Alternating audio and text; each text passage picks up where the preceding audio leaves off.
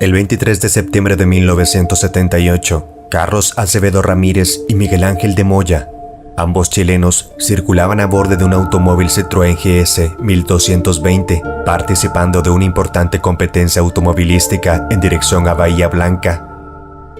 La noche que cubría la Ruta 3 era clara y sin luna, colmada de estrellas. A las 3 de la madrugada, Carlos Acevedo buscaba recorrer los últimos 1000 kilómetros que los separaban de la meta de la extenuante Vuelta de la América del Sur. En ese momento, Acevedo vio una luz en el espejo retrovisor que él tomó por los faros de otro auto y se corrió para dejarlo pasar. Pero esa luz se acercó más y más, y lo que sucedió después resultó ser la historia más extraña que se haya contado de esa carrera. Los ocupantes del vehículo aseguraron haber sido llevados durante unos 70 kilómetros hasta cercanías de Pedro Luro durante 2 horas sin que ellos hayan recordado nada. Nos vimos suspendidos en el aire a unos 4 metros del suelo, envueltos en una intensa luz. En ese momento, ambos protagonistas experimentaron una rara y extraña sensación que no pudieron precisar, salvo que ese tiempo en que se sintieron suspendidos les pareció una eternidad. Una semana del acontecimiento, la revista Somos, dedicada a temas políticos, salió en su tapa con una ilustración del vehículo iluminado por un supuesto ovni y titulado El extraño caso del auto volador. La nota incluía un reportaje a Acevedo y a Moya, donde repiten el relato que le hicieron a un policía en la estación de servicio de Pedro Luro. Acevedo se agarraba la cabeza con desesperación, estaba a punto de llorar. Moya, en cambio, no conseguía articular palabra, parecía paralizado, aseguró el oficial inspector Jorge Osimi, quien había sido convocado al lugar por el sereno de la estación. Los secuestró un ovni. Fueron teletransportados o mintieron deliberadamente para ganar tiempo en la carrera. Al día de hoy, continúa siendo un enigma sin resolver.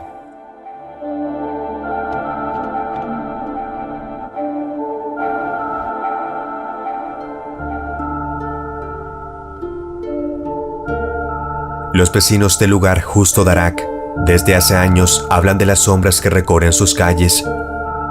Naturalmente se creyó que esto era parte de la volcánica imaginación de la gente que se contagiaba con el boca a boca. A la gente le gusta vivir rodeada de historias fantásticas para inyectar de emoción sus vidas monótonas. Pero los rumores pasaron a ser noticia cuando en el año 2013 aparecieron imágenes de las cámaras de seguridad del municipio, mostrando unas extrañas figuras deambulando en la noche. A comienzos de septiembre de dicho año, la gente de la ciudad vio alterada su tranquilidad habitual debido a unas imágenes captadas por las cámaras de seguridad que reflejaban una extraña figura rondando por las calles. El singular resplandor captado en la intersección de las calles Malvinas Argentinas y los Andes, cerca de la rotonda de ingreso a la ciudad, dejó sin palabras a los mismos técnicos a cargo de la supervisión de las cámaras.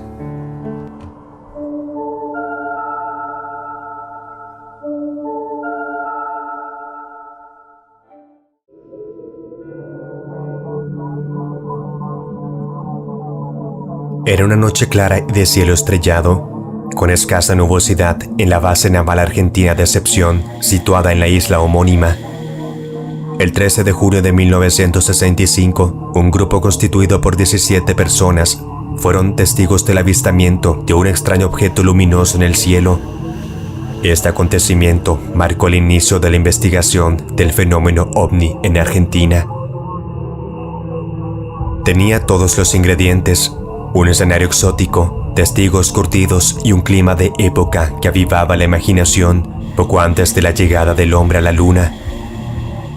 Por eso, el ovni que se paseó por la Antártida hace 50 años fue un hito que ocupó el primer lugar de las portadas de todos los diarios argentinos y disparó una psicosis colectiva que duró todo el invierno y poco más. Ese sábado, a las 19:40 horas, hacía un buen rato que la noche era clara y tranquila. A esa hora, el observador meteorológico lo vio por primera vez. El comunicado de la Marina hablaría luego de una masa de forma lenticular, es decir, 2 superficies cóncavas adosadas, algo así como una lenteja. La lenteja, según los diversos relatos, se movía en el cielo cambiando de color. Los predominantes eran el rojo y el verde, aunque dio todo un espectáculo. Ofreció tonalidades amarillas, azules, verdes, anaranjadas y blancas. El observador meteorológico llamó a todo el mundo, menos el operador radial que estaba de servicio. Todo el destacamento pudo ver el objeto y seguirlo con el detalle que pudieron ofrecer los prismáticos. A unos 10 o 15 kilómetros de distancia, el objeto se desplazaba en dirección general este, aunque por momentos cambiaba hacia el oeste a unos 45 grados. Según los testimonios, variaba la velocidad, no emitía sonidos de ningún tipo y en ocasiones se mantenía suspendido en el espacio. Lo que siguió fue un julio agitado. Con ese fervor tan argentino por la psicosis, aparecieron testimonios de ovnis por todo el país y cada uno se llevaba centímetros de los diarios.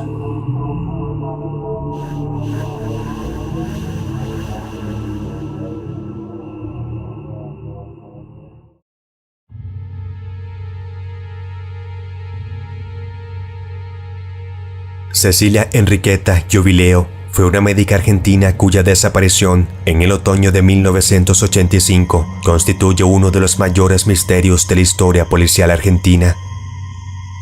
Con 39 años, divorciada, médica cirujana, Cecilia Enriqueta Jubileo demostró, tal vez sin querer, que en las cerca de 300 hectáreas del establecimiento de salud mental, una persona podía desaparecer sin dejar un solo rastro. Sin testigos directos, sin pruebas, sin ruido, sin que nadie sea detenido, sin mensajes. La doctora se presentó a su guardia en la colonia Open Door, cerca de Luján. Esa noche firmó un certificado de defunción, atendió a 2 pacientes y se fue a dormir. Al día siguiente no estaba y nadie la había visto salir. Se habló de un secuestro porque investigaba el tráfico de órganos, de un crimen como secuela de la dictadura, de una fuga voluntaria para incorporarse a una secta y de un amor clandestino.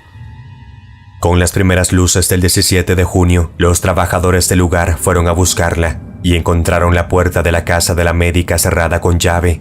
Adentro ya no había nadie, pero sus zapatos seguían el pie de la cama tendida y su auto estacionado en el mismo lugar donde ella lo había dejado cuando se presentó a trabajar el día anterior. Hubo hipótesis y especulaciones de sobra alrededor de la desaparición de la doctora, muchas de ellas al borde de lo absurdo, pero lo cierto es que aquel domingo, en los 500 metros de oscuridad que separaban el pabellón al que había acudido para atender a un interno con urticaria y la casa médica donde iba a pasar la noche, nació un enigma para el que nadie encontró respuesta después de 4 décadas.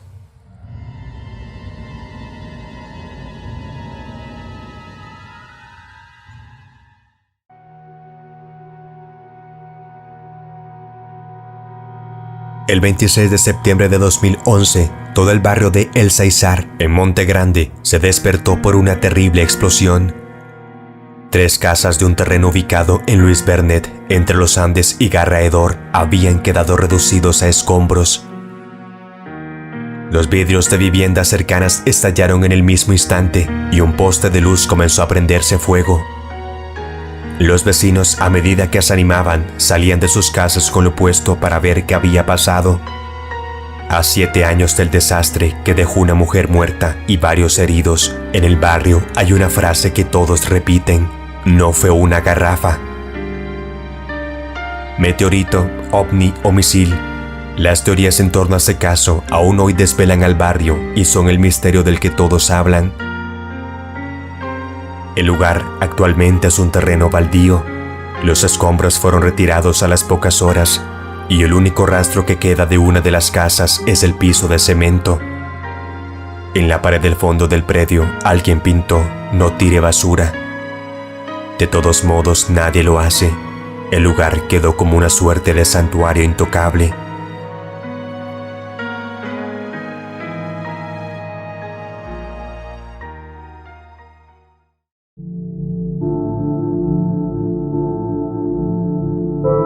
Hace 72 años, el gobierno de Perón dispuso enviar un hombre a Caucete, provincia de San Juan, porque había en curso una sequía que llevaba más de 2 años.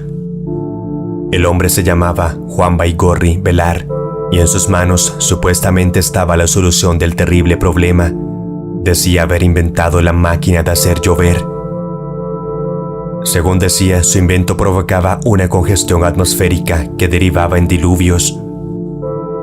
Nacido en Concepción de Uruguay, Entre Ríos, en 1891, ya de joven le dedicaría mucho de su tiempo profesional a la meteorología, y un buen día anunció que había creado la máquina de hacer llover, que era una caja de madera no demasiado grande, habitada con un sistema de cables, fusibles, perillas y otros adminículos que nunca dejó ver. Por supuesto que a estas alturas todos pensaríamos que no era más que un vulgar charlatán, y es posible que lo fuera, pero aquí viene lo interesante de la historia. Baigorri enfrentó polémicas como la que sostuvo con el director del Servicio Meteorológico Nacional, Alfredo Galmarini, que lo calificó de farsante. Lo que Baigorri hace es un atentado contra la ciencia, declaró. Y Baigorri le contestó con un desafío que le formuló a través del diario Crítica, avisándole que iba a hacer llover en Buenos Aires el 3 de enero de 1939. Lo cierto es que ese día llovió y que Baigorri Velar le mandó a Galmarini un paraguas de regalo. Probó su supuesto poder en algunas localidades de su provincia y en Santiago del Estero, y que, al poco de hacerlo, se descolgaron lluvias convincentes. Nació entonces su propia leyenda. A partir de ese momento, le quedó el rótulo del mago de la lluvia.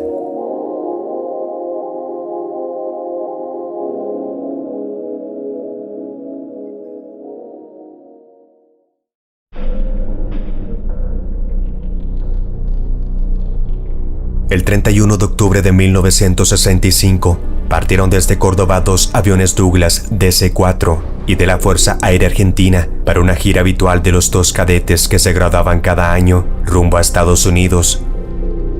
Hicieron escalas en Chile y Perú y llegaron a Panamá. El 3 de noviembre descolgaron desde la base Howard de la Fuerza Aérea Norteamericana con destino a Tegucigalpa, El Salvador. A la madrugada, con una diferencia de 6 minutos, despegaron los 2 aviones, el TC-48 y el T-43. A los pocos minutos, el primero se declaró en emergencia por fuego en uno de sus 4 motores. Nunca se encontró el avión y a ninguno de sus 68 ocupantes. Fue la mayor tragedia de la Fuerza Aérea Argentina y uno de los mayores misterios de los accidentes aéreos en el mundo. Pasaron más de 40 años antes de que oficialmente se intentara tímidamente y con muy escasos recursos encontrar alguna respuesta. ¿Qué pudo haber pasado con el TC-48? Quedan muchas preguntas sin respuestas. ¿Por qué el T-43 siguió a Tegucigalpa como si no se hubiera enterado de la emergencia del otro avión? ¿Por qué la Fuerza Aérea Argentina suscribió inmediatamente un informe de la Fuerza Aérea de Estados Unidos, dando por caído en el mar el avión con pruebas insuficientes? ¿Y por qué hoy no existe ningún registro de las pocas pruebas encontradas? Una voz oficial dice que todo desapareció en 1981, cuando colapsó un ala del edificio Cóndor, sede central de la Fuerza Aérea en Buenos Aires. Los especialistas señalan que en los casos de accidentes aéreos en el mar siempre se encuentra alguna prueba, ya sea una mancha de aceite o combustible, o restos que aparecen más tarde en lugares y playas muy distintas por efecto de las corrientes. Entonces, ¿por qué no apareció nada? ¿Por qué después de más de 5 décadas de búsquedas nunca se encontró la más mínima evidencia física? Uno de los grandes misterios de toda la Argentina.